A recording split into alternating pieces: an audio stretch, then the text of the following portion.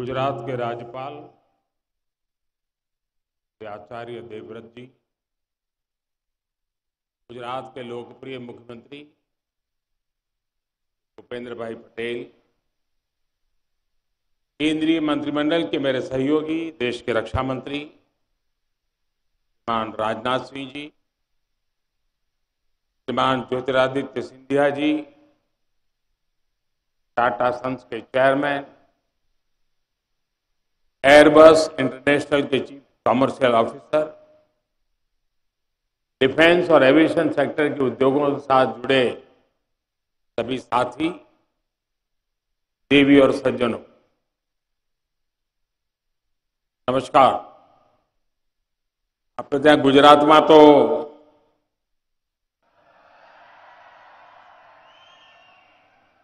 દિવાળી દેવ દિવાળી સુધી ચાલે અને દિવાળીના આ પર્વ દરમિયાન વડોદરાને, ગુજરાતને, દેશને એક અનમોલ ભેટ મળી છે। गुजरात માટે તો નવું વર્ષ છે। હું પણ નવા વર્ષમાં આજે પહેલી વાર ગુજરાત આવ્યો છું। આપ સૌને નવા વર્ષની ખૂબ ખૂબ શુભેચ્છાઓ।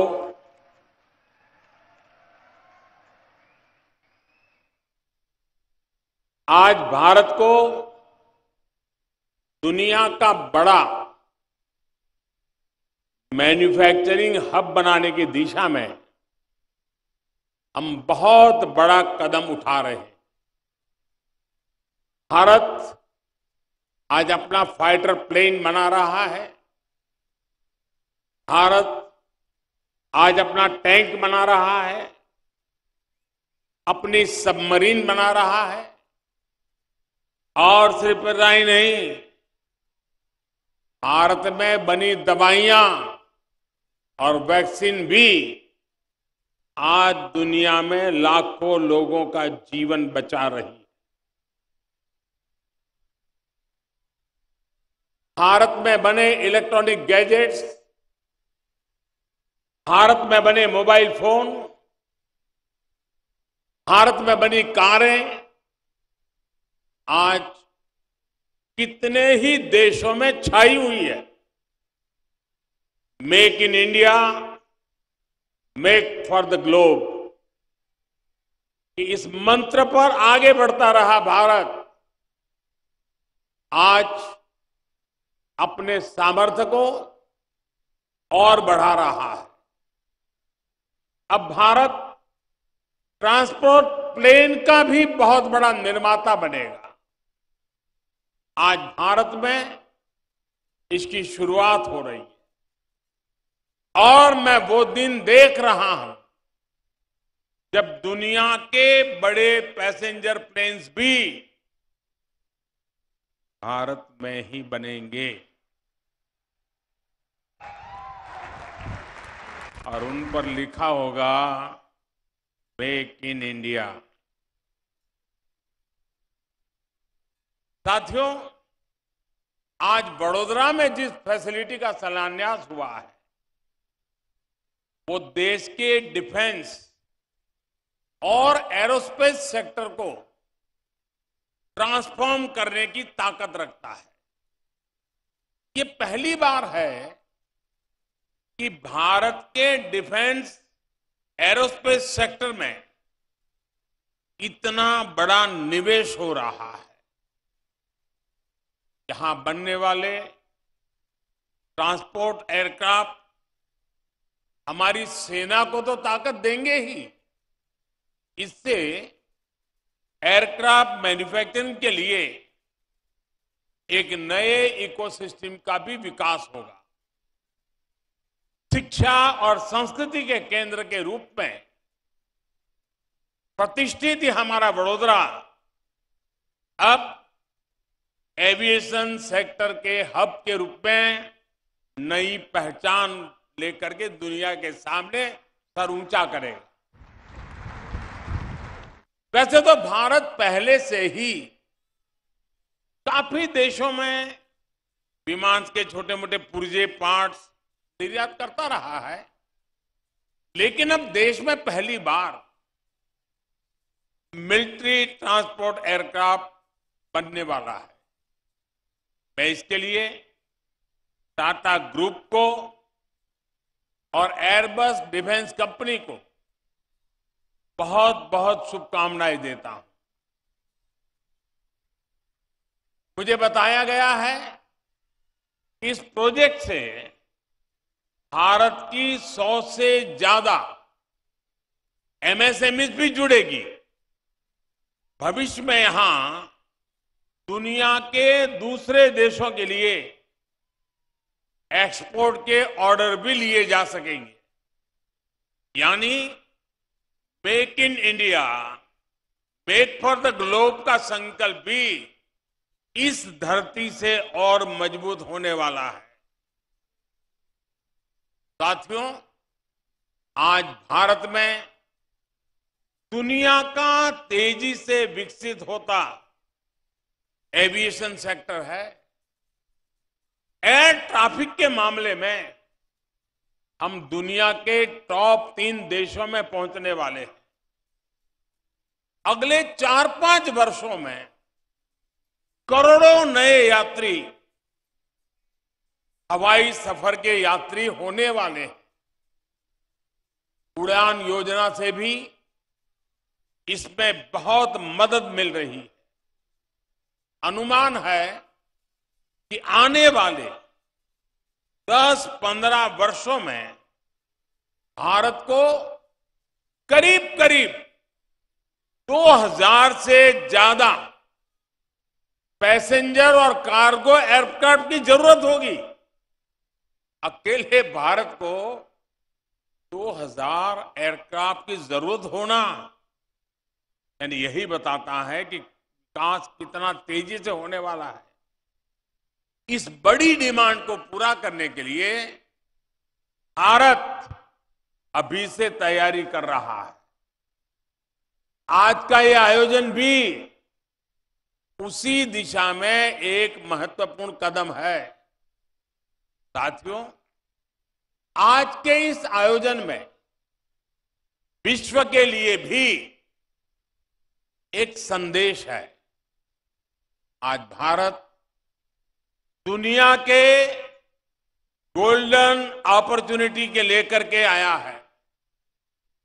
कोरोना और युद्ध से बनी परिस्थितियों के बावजूद, सप्लाई चेन में रुकावटों के बावजूद भारत के मैन्युफैक्चरिंग सेक्टर का ग्रोथ मोमेंटम बना हुआ है।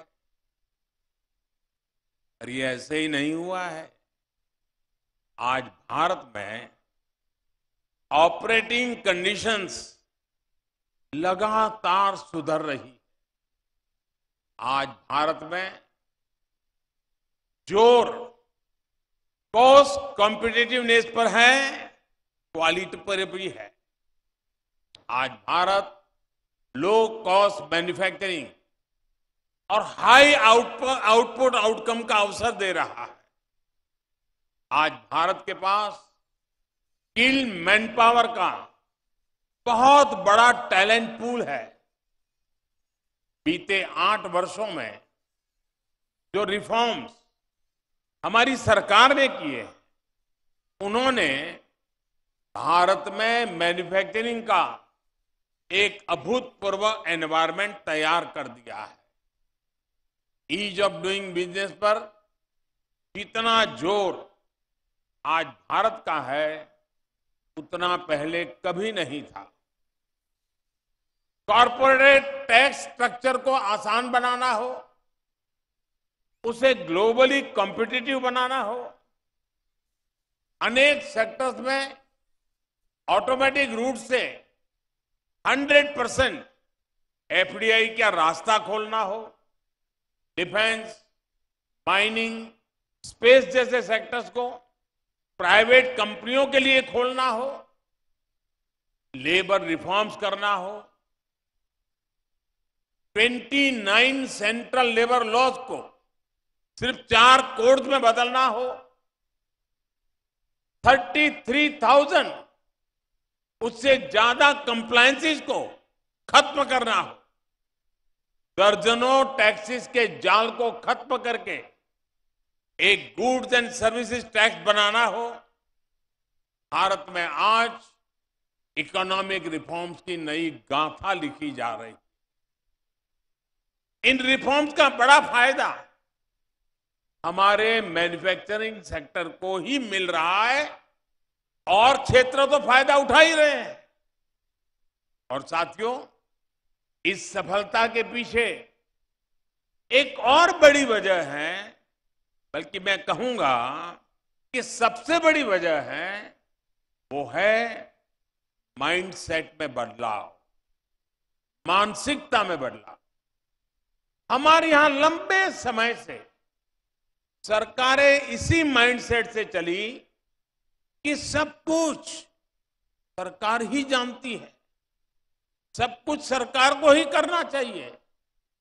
इस माइंडसेट ने देश के टैलेंट को दबा दिया, भारत के प्राइवेट सेक्टर का सामर्थ्य बढ़ने नहीं दिया। सबका प्रयास की भावना को लेकर आगे बढ़ रहे देश ने अब पब्लिक और प्राइवेट सेक्टर दोनों को समान भावना से देखना शुरू किया। साथियों, पहले की सरकारों में माइंडसेट ऐसा भी था कि समस्याओं को टाल दिया जाए, कुछ सब्सिडी देकर मैन्युफैक्चरिंग सेक्टर को जिंदा रखा जाए। इस सोच ने भी भारत के मैन्युफैक्चरिंग सेक्टर का बहुत नुकसान किया। इस वजह से पहले न ही कोई ठोस नीति बनाई गई और साथ ही logistics, electricity supply, water supply, ऐसी जरूरतों को नजरअंदाज कर दिया गया। इसका परिणाम क्या हुआ? मेरे देश की युवा पीढ़ी इसको भली भांति जान सकती। अब आज का भारत एक नए माइंडसेट, एक नए वर्क कल्चर के साथ काम कर रहा है। हमने काम चलाओ फैसलों का तरीका छोड़ा है और विकास के लिए, निवेशकों के लिए कई तरह के इंसेंटिव लेकर आए हैं। हमने production link incentive scheme launch की, जिससे बदलाव दिखने लगा। आज हमारी पॉलिसी स्टेबल है, प्रिडिक्टेबल है और फ्यूचरिस्टिक है। हम पीएम गति शक्ति नेशनल मास्टर प्लान और नेशनल लॉजिस्टिक पॉलिसीज के जरिए देश की लॉजिस्टिक व्यवस्था में सुधार ला रहे हैं। साथियों, पहले एक माइंडसेट ये भी था कि भारत मैन्युफैक्चरिंग में बेहतर नहीं कर सकता, इसलिए उसे सिर्फ सर्विस सेक्टर पर ध्यान देना चाहिए। आज हम सर्विस सेक्टर भी संभाल रहे हैं और मैन्युफैक्चरिंग सेक्टर को भी समृद्ध बना रहे हैं।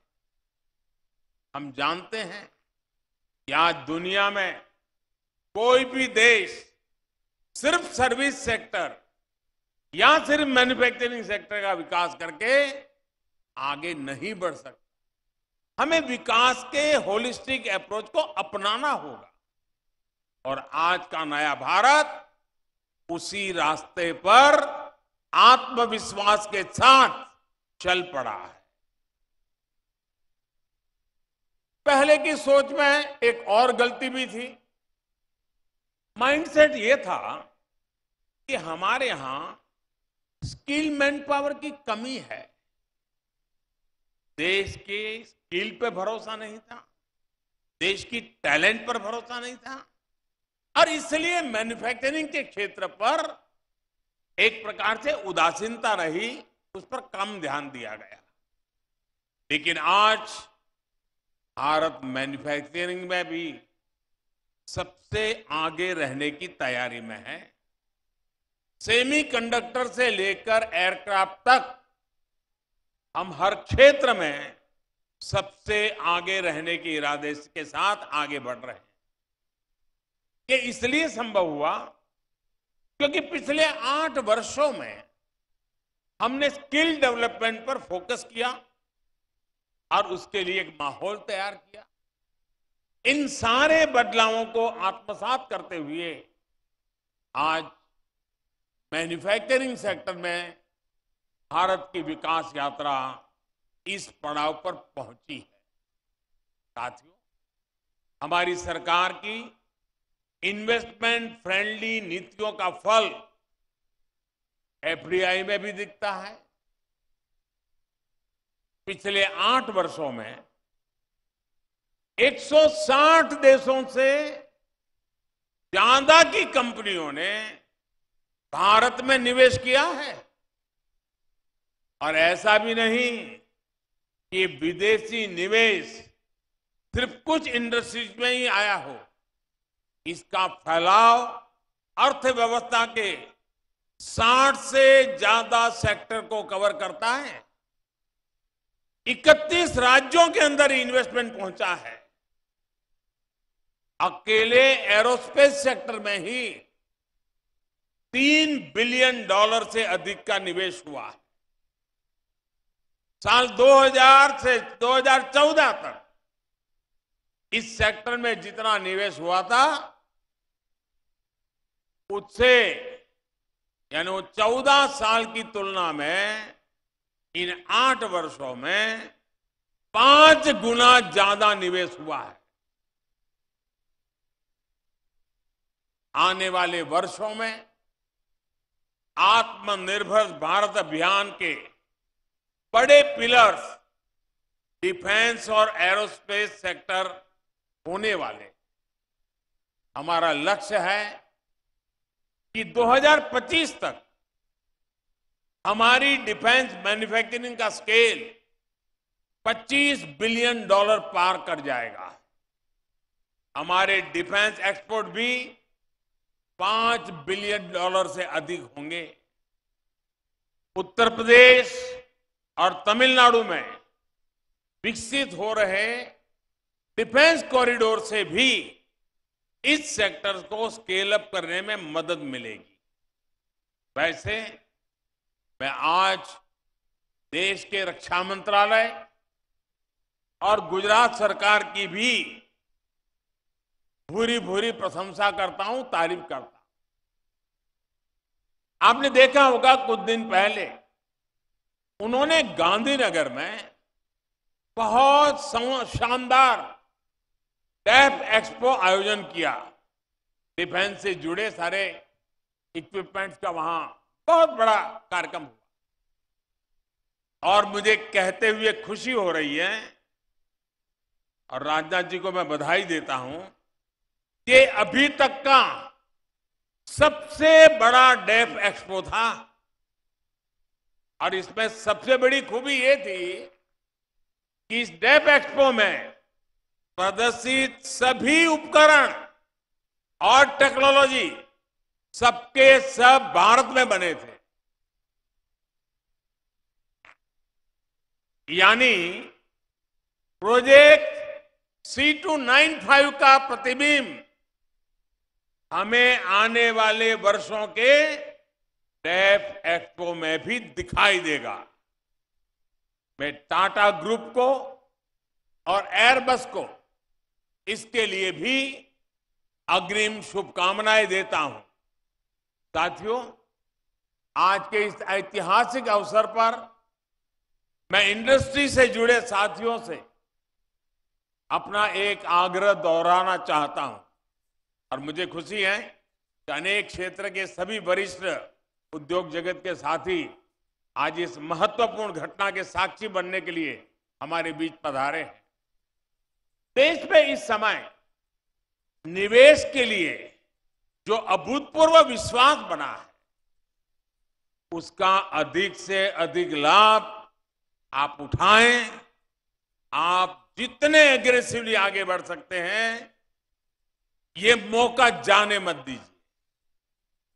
देश के जो स्टार्टअप्स हैं मैं उद्योग जगत के एस्टैब्लिश्ड जो प्लेयर्स हैं उनसे आग्रह करूंगा, देश के जो स्टार्टअप्स हैं हम उन्हें कैसे आगे बढ़ने में मदद कर सकते हैं।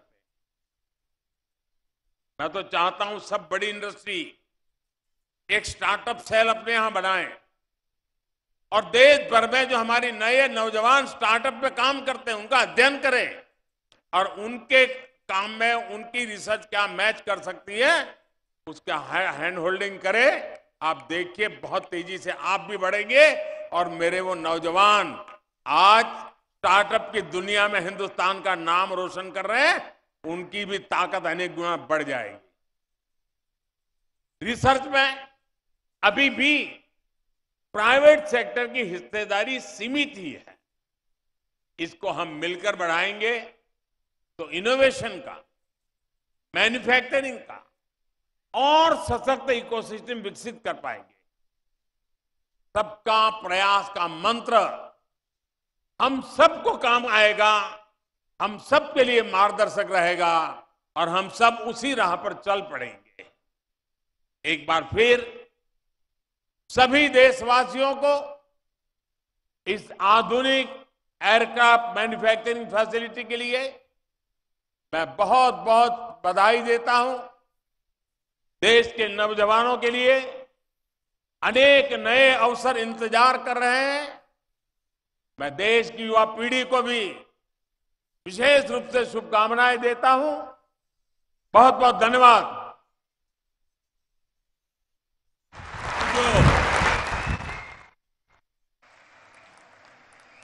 बहुत बहुत धन्यवाद माननीय प्रधानमंत्री जी, आपके नवीन ऊर्जा से भरे इस उद्बोधन के लिए, इस प्रोजेक्ट का शिलान्यास करने के लिए, आत्मनिर्भर भारत के विजन और